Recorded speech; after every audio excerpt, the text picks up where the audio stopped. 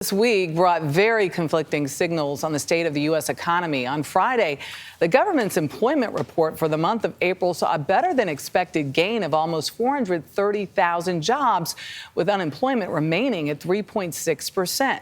But Friday also closed out a volatile week on Wall Street.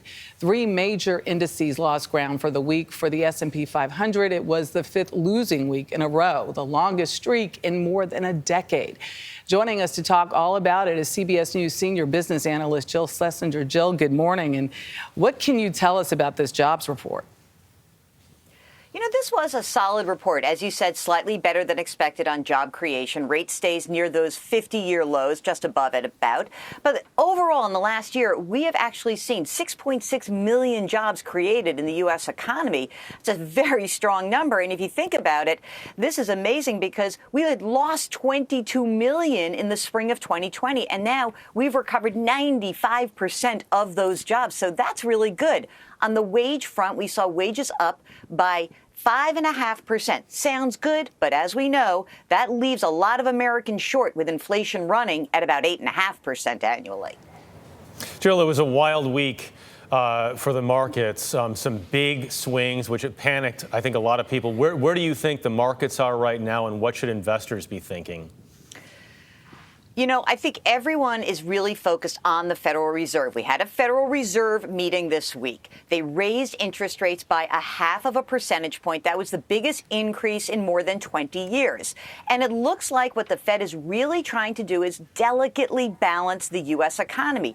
They don't want to raise rates by so much that we actually end up slowing down and going into a recession. But they've got to keep raising rates because inflation remains so high. So think of it this way. They're driving a car, it's speeding down the highway. And right now, if they slam the brakes on, we end up in a recession ditch. If they just tap the brakes too lightly, we keep speeding along. And that is a tough job for the Fed.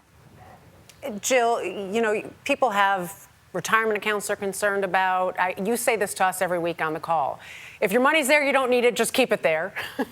If you need to retire, it's a little more worrisome. What about even just savers and borrowers right now? What do they need to worry about? Well, so let's look at three different categories. If you're an investor and you're long-term, you're right. You got to kind of keep on keeping on. That's what you do. If you are a saver and interest rates are rising, here's something really good. You could start seeing higher interest rates credited in your savings and checking and money market accounts. Now, those go very slowly on the way up, right? And that's very difficult if you're a saver. If you're a borrower, of course, you're going to see higher rates on credit cards, on auto loans, on those adjustable rate mortgages, some small business loans. And I think that the struggle here as a consumer is that you're trying to figure out, what do I do with my money? And I think the reality is, if you're a borrower, things cost more. If you're a saver, you're earning a little bit of interest, but not enough to keep pace with inflation. One interesting idea to consider for people who are really freaked out about inflation and have some money: the government has inflation-linked savings bonds. They're called I-bonds.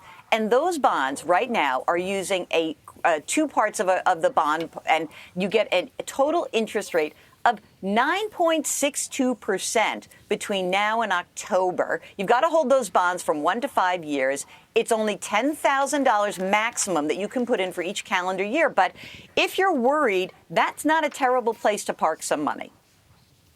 Very interesting idea, Jill. Thank you very much, as always.